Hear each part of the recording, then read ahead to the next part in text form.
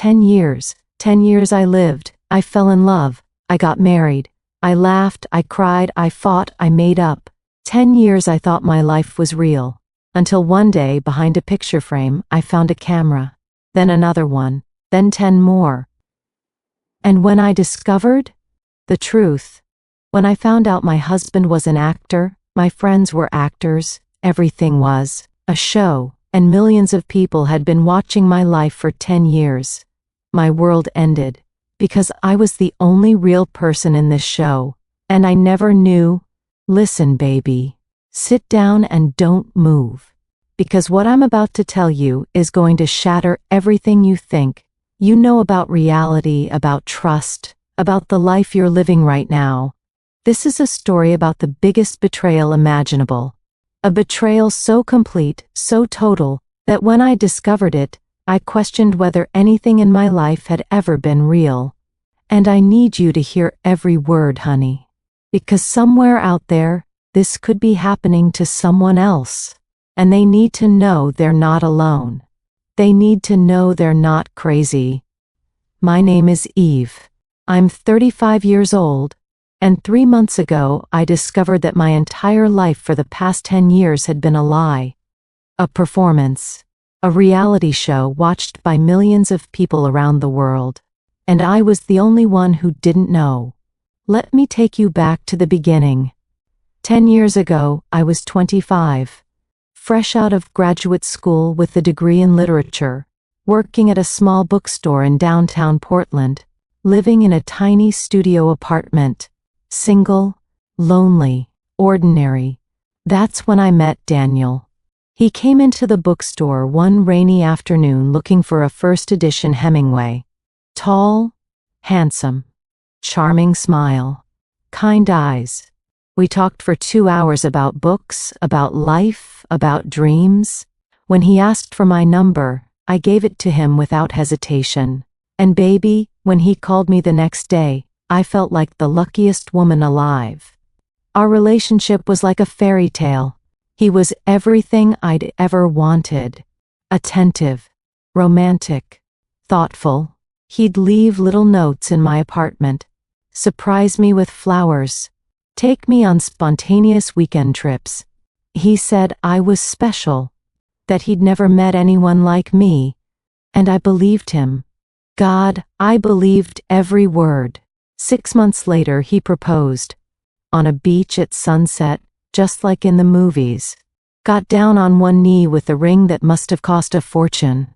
Eve, he said, you're the most real person I've ever met. Will you marry me?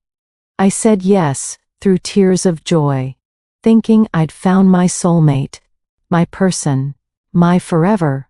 We got married 3 months later. Small ceremony. Just close friends and family, or so I thought. Everyone there seemed so genuine, so happy for us. My best friend Sarah was my maid of honor.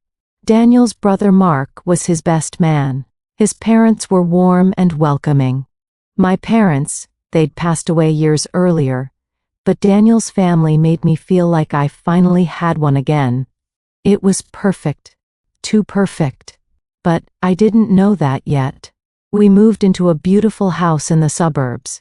3 bedrooms, hardwood floors, a backyard with a garden. Daniel had a good job in marketing. I kept working at the bookstore because I loved it.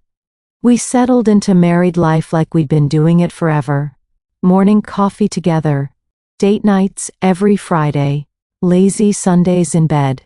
We talked about having kids someday, about growing old together. We fought sometimes, normal couple stuff. Who forgot to buy groceries? Whose turn it was to do dishes? But we always made up. Always said I love you before bed. It felt real, baby. It felt like the life I was supposed to have. Our friends were wonderful. Sarah and I had lunch every week. She'd tell me about her dating disasters. I'd give her advice. Daniel's college friends came over for game nights. We'd laugh until our stomachs hurt. Our neighbors were friendly. We'd have barbecues in the summer. Holiday parties in the winter. I had a book club. a yoga class, a community. I wasn't lonely anymore. I was loved. But looking back now, there were signs. Small things that didn't quite make sense. Like how Daniel always seemed to know exactly what to say. Like he'd rehearsed it. How our fights always seemed to escalate just enough to be dramatic, but never enough to actually threaten our relationship. How our friends always showed up at exactly the right moment. Like they knew when we needed them. How everything in our life seemed curated, perfectly timed, orchestrated. But I explained it away. Told myself we were just lucky. That we had good chemistry. That this was what a healthy relationship looked like. I was so blind, honey. So desperate to believe in the fairy tale. Then there were the weird technical things. Our house always had the best Wi-Fi. The best cell reception. The lighting in every room was perfect. Not too bright. Not too dim. Daniel was obsessed with keeping the house clean. I just like things organized, he'd say. He'd rearrange furniture constantly. Trying to optimize the space, he'd explain. And there were people, service people, coming to the house all the time. Checking the electrical, Daniel would say. Maintaining the HVAC system. Updating the security system. Always a reason. Always an explanation. And I trusted him. About 5 years into our marriage, I started having this feeling. Like I was being watched. Not in a dangerous way. Just observed. I'd be alone in the house and feel like someone was there. I'd turn around and see nothing. I'd hear faint sounds sometimes. Clicks. Whirs. Almost imperceptible. Old house noises, Daniel would say when I mentioned it. Maybe we should get your ears checked, babe. You might have tinnitus. He made me feel crazy for noticing. So I stopped mentioning it. Then came the incident that should have opened my eyes. About 7 years in, I was cleaning one day, dusting the bookshelf in our living room. And when I moved a picture frame, a photo of Daniel and me on our wedding day, something felt off. The frame was heavier than it should be. I turned it over, and on the back, I saw a tiny lens. So small I almost missed it. My heart started pounding. Was this a camera? Why would there be a camera in our picture frame? I showed it to Daniel when he got home. Honey, what is this? He looked at it, frowned, then laughed. Oh my God, babe. That's from the security company. Remember, last year when we upgraded the system, they put cameras in a few places. I thought they removed this one. Let me call them. He took the frame from me. Made a phone call right there. Yeah, hi, this is Daniel Carter. You guys left a camera in one of our picture frames when you upgraded our system last year. Yeah, can you come remove it? Great, thanks. He hung up. Smiled at me. They'll come tomorrow and remove it. Sorry, babe. I should have caught that. I believed him. God help me. I believed him. But after that, I started noticing more. Not actively looking. Just aware. A smoke detector that seemed too bulky. A clock on the wall that had a weird reflection. An electrical outlet that looked slightly off. Every time I mentioned something to Daniel, he had an explanation. That's the new smart home technology. That's just how they make them now. You're being paranoid, babe. Everything's fine. And I'd let it go. Because confronting the alternative, that something was deeply, terribly wrong, was too scary. Life continued. Year 8. Year 9. Year 10.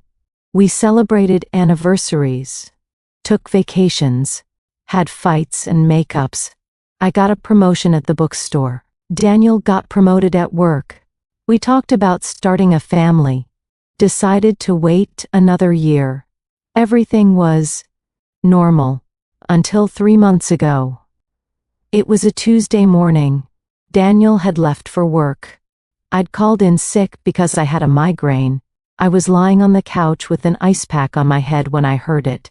A voice, faint, coming from somewhere in the house. Not Daniel. Not the TV. A man's voice, speaking quietly. Camera 12 is still offline. Can someone check that? I sat up, ice pack falling to the floor. What? I walked toward where the sound was coming from. The hallway. It got louder as I got closer to our bedroom. Yeah, we're getting audio from the kitchen, but video is glitchy. Run a diagnostic. My blood ran cold. I pushed open the bedroom door. Empty. But the voice continued. Coming from the closet. I opened the closet door with shaking hands. And there, hidden behind Daniel's suits, I found it. A door. A door I'd never seen before. Built seamlessly into the back wall of the closet. How had I never noticed this? I pressed on it. It swung open. Baby. What I saw on the other side changed my life forever. A room. A hidden room I never knew existed. Filled with monitors. Dozens of them. Each one showing a different view of our house. Living room. Kitchen. Bedroom. Bathroom. Garden. Every room. Every angle. And there were two men in the room. Wearing headsets. Sitting at a console. Watching the screens. They turned when they heard me. Their faces went white. Oh shit, one of them said. Who the hell are you? I screamed. What is this? What are you doing in my house? They just stared at me, frozen. I'm calling the police. Mrs. Carter, please. One of them stood up, hands raised. Please don't tell me what to do. You're in my house. You're watching me. You don't understand. I understand perfectly. You're perverts. You're criminals. The other man pressed something on the console. Speaking urgently into his headset, we have a code red. She found the control room. Get Daniel here now. Daniel? Why were they calling Daniel? What does my husband have to do with this? They exchanged glances. Mrs. Carter, the first man said carefully, maybe you should sit down. I'm not sitting down. Tell me what's happening. The second man sighed. We can't. We're not authorized. Daniel needs to be the one to explain. Explain what? Everything. I wanted to run. Call the police. Call someone. But I was paralyzed by confusion and fear. And then I heard the front door open. Daniel's voice, tense. Where is she? Control room, one of the men said through the headset. Footsteps running up the stairs. Daniel burst into the closet, into the hidden room, face flushed, out of breath. Eve, he said. Eve, honey? Don't you honey me. What the hell is this? Why are there cameras everywhere? Why are these men in our house? He looked at the two men. Give us the room. They left quickly, closing the door behind them. Daniel and I stood in that room full of monitors showing every corner of our life. Talk, I said. Now. He took a deep breath. And when he spoke, his voice was different. Flatter. Less warm. Like he dropped a mask I didn't know he was wearing. Eve, I don't know how to tell you this, but our marriage isn't what you think it is. What does that mean? This is going to sound insane, but I need you to stay calm and hear me out. I'm 2 seconds away from calling the police. We're on a reality show. I stared at him. What? We're on a reality show. Have been for 10 years. Since the day we met. The room spun. That's not possible. It's true. Everything, our meeting, our relationship, our marriage, all of it has been filmed and broadcast to millions of people around the world. You're insane. I'm not. He gestured to the monitors. This is the control room. There are 347 cameras hidden throughout this house. In every room, every corner. filming 24 hours a day, 7 days a week. I couldn't breathe. The show is called The Eve Project. It's the highest-rated reality show in television history. You're famous, Eve. Everyone knows you. Except you never knew anyone was watching. My legs gave out. I sank to the floor, back against the wall, staring at the monitors showing my life from every angle. This isn't real, I whispered. This can't be real. Daniel crouched in front of me. I know this is a shock. A shock? A shock? I was screaming now. You've been lying to me for 10 years. You've been filming me without my consent. The realization hit me. Oh my God, the bathroom, the bedroom. You've been filming me in the... Yes. I was going to be sick. Everything? I whispered. You filmed everything? Everything. And people have been watching? Millions of people. Every week, for 10 years. I looked at him. Really looked at him. Who are you? My real name is Marcus. Marcus Flynn. I'm an actor. This has been my job for the past 10 years. You're not Daniel? Daniel Carter doesn't exist. It's a character I've been playing.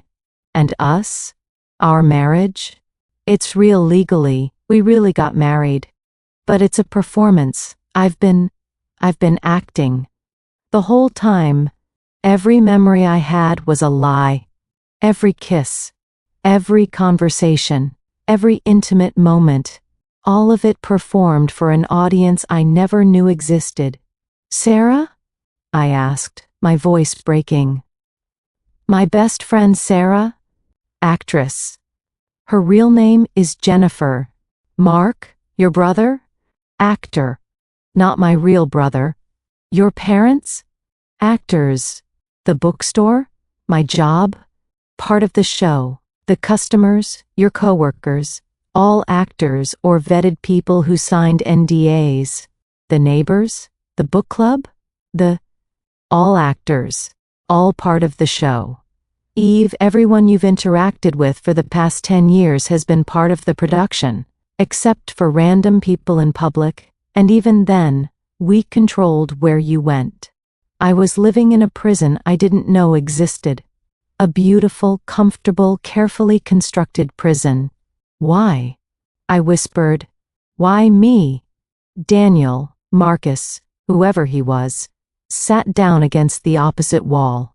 10 years ago, the network wanted to create the ultimate reality show, not people who know they're being filmed, but someone who doesn't know.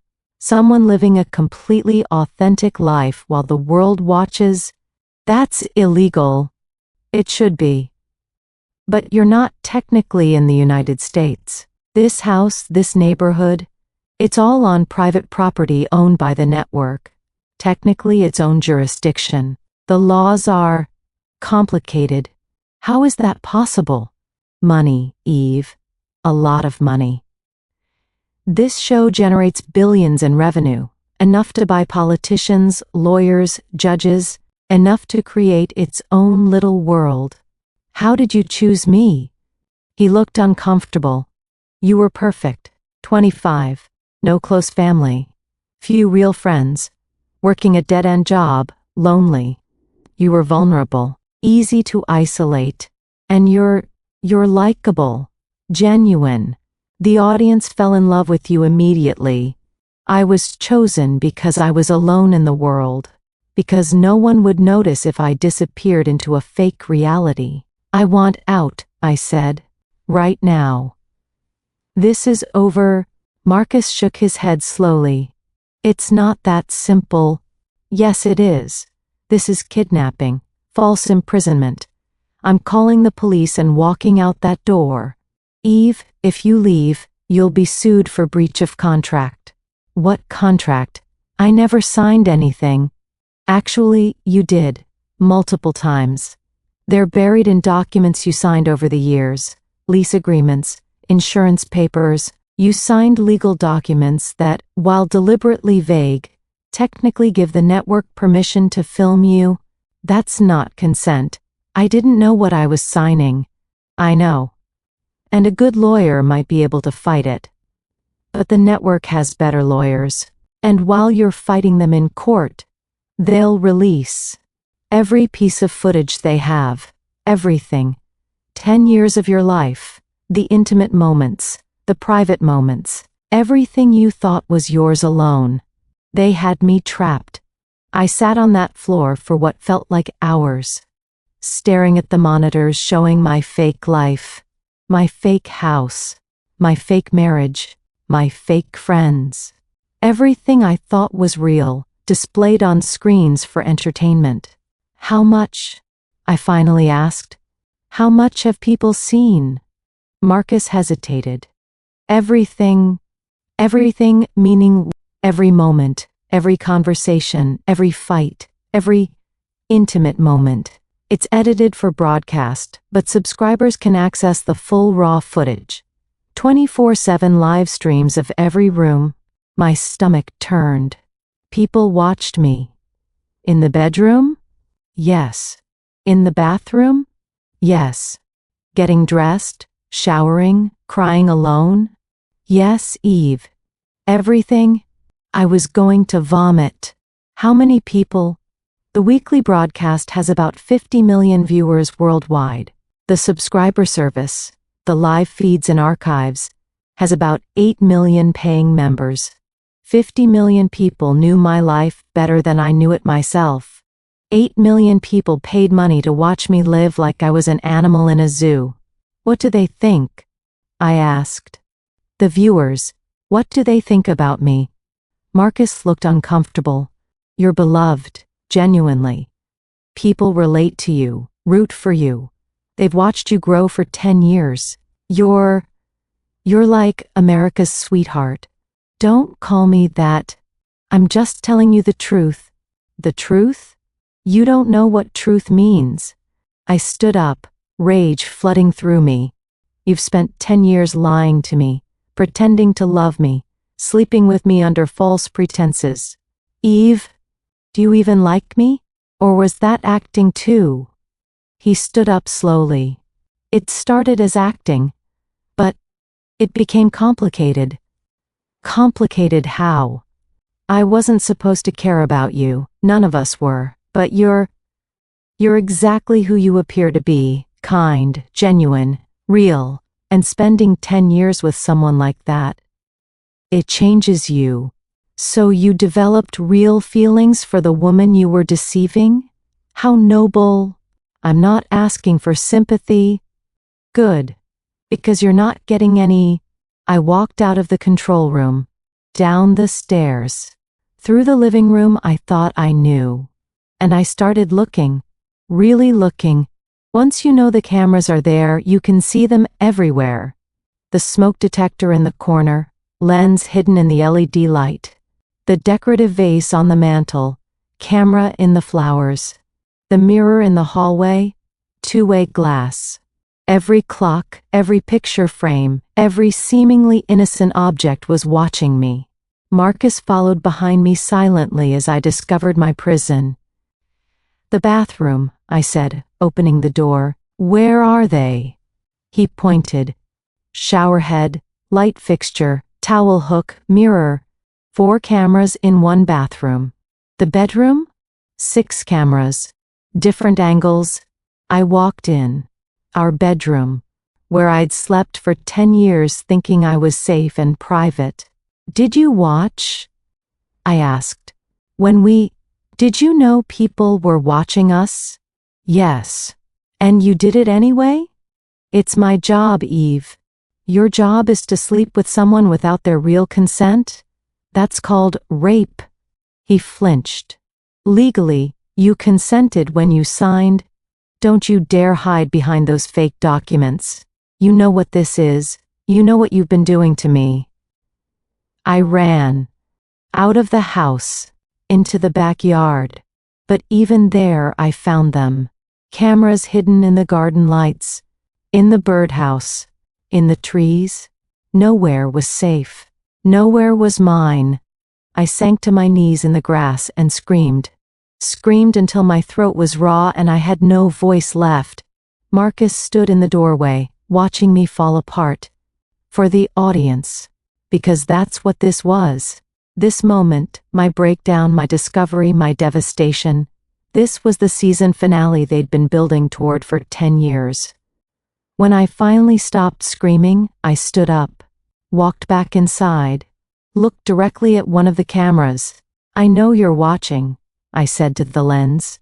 "All of you. And I want you to know, you're monsters. Every single person who watched this show, who paid money to violate my privacy, who entertained themselves with my pain, you're complicit, you're guilty, and I will never forgive you." I heard Marcus on his headset. "Don't cut the feed. Let her talk." For 10 years, I lived a life I thought was real. I fell in love. I got married. I dreamed about having children. I cried alone when I thought no one was watching. I laughed with people I thought were my friends. Every moment was authentic. Every emotion was real. And you watched it all like it was a TV show. My voice was shaking, but I kept going. I trusted people who were lying to me. I loved a man who was acting. I built a life that was a set. And you watched me do it. You watched me be vulnerable, and you consumed it for entertainment. How does that feel? Does it feel good? Does my pain entertain you? A man I'd never seen before came running in. "Mrs. Carter, you need to stop." "My name isn't Mrs. Carter. I don't even know what my life is." "We can explain everything." "I don't want your explanations. I want out. Right now. You can't leave. Watch me." I walked toward the front door. Marcus stepped in front of me. "Eve, please, think about this. Get out of my way. If you leave right now, without talking to the lawyers, without understanding your options, you'll regret it." The only thing I regret is believing any of this was real. But when I opened the front door, I understood the full scope of my prison. Outside wasn't a street. It was a soundstage. The neighborhood I thought I knew, the houses, the lawns, the trees, all of it was fake. Facades, sets, props. Beyond the neighborhood, I could see warehouse walls, massive spaces, studio lights. My entire world was indoors. I'd been living in a massive television studio for 10 years and never knew. I walked out into the fake street. Neighbors started coming out of their fake houses. People I'd known for years, had barbecues with, borrowed sugar from, all actors, all watching me with pitying expressions. "Eve," said Mrs. Henderson from next door. Her real name was probably something else. "I'm so sorry you had to find out this way. Were any of you real?" I asked. "Did any of you actually care about me?" Silence. Then Sarah, Jennifer, whoever she was, stepped forward. "I did," she said. "I know that doesn't mean anything now. But I did care about you. You're a good person, Eve, the best person I've ever known. You were my best friend. I told you everything. I know. Every secret, every fear, every hope, and you reported it all back to producers. Yes. Did you laugh about me, after filming? Did you all sit around and make fun of how naive I was?" "Never," she said, tears in her eyes. "Never. Everyone on this show respects you, cares about you. You might not believe it, but it's true. Respect? You violated me for 10 years. A woman in a business suit approached. Older, confident, clearly in charge. "Mrs. Carter, I'm Andrea Walsh, executive producer of the Eve Project. I think we should talk." "I'm not talking to anyone. I'm leaving." "You can't leave. Try and stop me." "It's not about stopping you. It's about where you'll go. You don't have money. No real identity outside this show. No friends or family who aren't part of the production. We've built your entire life. Without us, you have nothing." The words hit like a physical blow. Because she was right. I had no bank accounts that weren't controlled by the show, no credit cards, no assets. Everything I thought was mine belonged to them. What do you want? I asked. I want to make this right. Can we go somewhere and talk, privately? There's no such thing as privacy here. Then let's talk off-set. In my real office. No cameras. I promise. I didn't trust her. But what choice did I have? She took me to an office building adjacent to the soundstage. Her office was sleek, expensive, filled with awards for the Eve Project. Best reality show, 5 years running. My life. Their awards. Sit, she said, gesturing to a chair. Please. I sat. I owe you an apology, she began. What we did to you was wrong. I know that. Everyone involved knows that. But we genuinely believed we were creating something meaningful. Something that showed authentic human experience. You were exploiting me? Yes. Both things can be true. Here's what I can offer you, she continued. First, we'll compensate you, generously. You've earned the show billions. You deserve a significant portion. I'm proposing $50 million. The number was staggering, but it felt like blood money. Second, we'll provide security and privacy for you going forward. New identity if you want it. A home anywhere in the world. Protection from media. Why would you do that? Because despite everything, we do care what happens to you. And because we need you to sign an NDA, we can't have you going public with certain details of the production. You want to pay me to stay quiet about how you kidnapped and exploited me for a decade? Yes. What if I refuse? I asked. What if I go public anyway? Then we release everything, every piece of footage, unedited. The most private, intimate, embarrassing moments of your life. And we bury you in legal fees fighting the contracts you signed. So my choices are, take the money and disappear, or be destroyed publicly. I prefer to think of it as, take the money and start over, or fight a battle you can't win and lose everything. I sat there for a long time, thinking. $50 million. A new identity, a new life. But it would mean accepting what happened. Moving on, never getting real justice. I need time, I said finally. You have 24 hours. After that, the offer expires. She had me taken to a hotel. A real one, off the studio lot. It was the first time in 10 years I'd been truly alone. No cameras, no actors, no audience. Just me in a silent room, processing a decade of lies. I turned on the TV. And there it was. A news alert, the Eve Project, star discovers she's on reality show. They were already controlling the narrative. I changed channels. Another news show, Eve Carter's shocking discovery captivates nation. Another, the most watched reality show moment in history. Eve finds out the truth. My devastation. My breakdown. My pain. Already edited, packaged, and sold for entertainment. I turned off the TV. Looked at myself in the mirror. For 10 years, I'd looked in mirrors that were cameras. But this one was just a mirror. And the woman looking back at me was a stranger. Who was I without the show? Without the fake husband, the fake friends, the fake life? I didn't know. I'd have to figure it out. The next morning, I met with Andrea again. I'll take the money, I said. But I have conditions. Name them. First, I want therapy. Real therapy. For as long as I need it. You pay. Done. Second, I want every piece of footage of me destroyed. All of it. The broadcasts, the archives, the live feeds. Everything. She hesitated.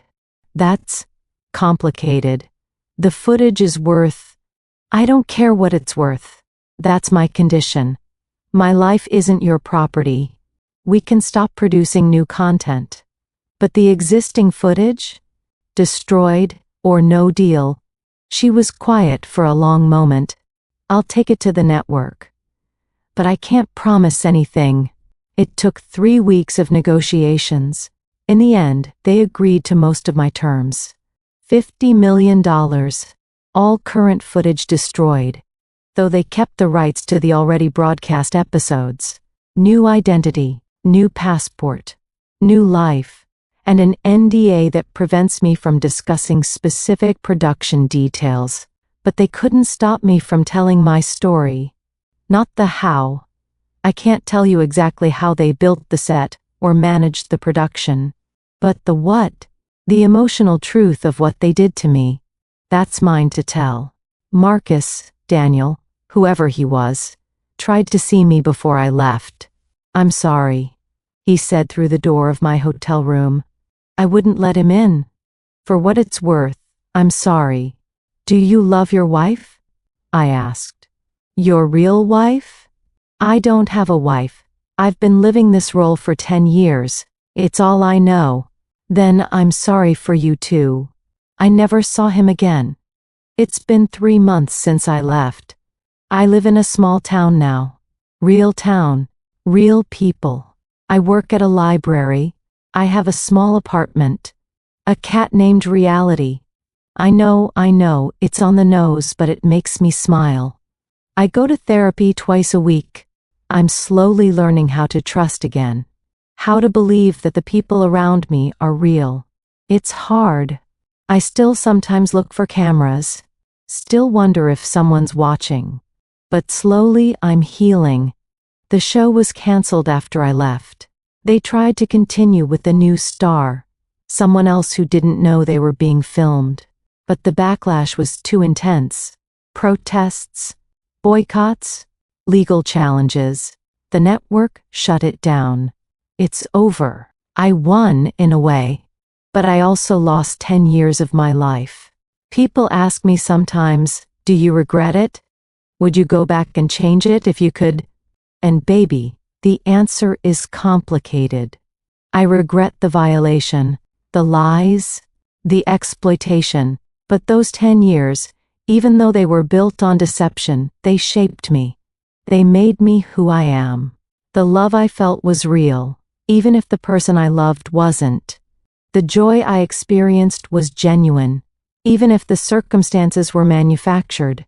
I can't erase those years without erasing part of myself, so I carry them. The real and the fake, the truth and the lies, all of it together. And I want you to know, if you're listening to this, trust your instincts. If something feels wrong, it probably is. If you feel watched, look closer. If your life feels too perfect, ask questions. Because the world is full of people who will exploit your vulnerability if you let them. And sometimes, the people you trust most are the ones lying to you. But also know this. You can survive betrayal. You can rebuild after devastation. You can create a real life after living a fake one. It's hard. It's painful. It's slow. But it's possible. And you deserve that chance. Final reflections.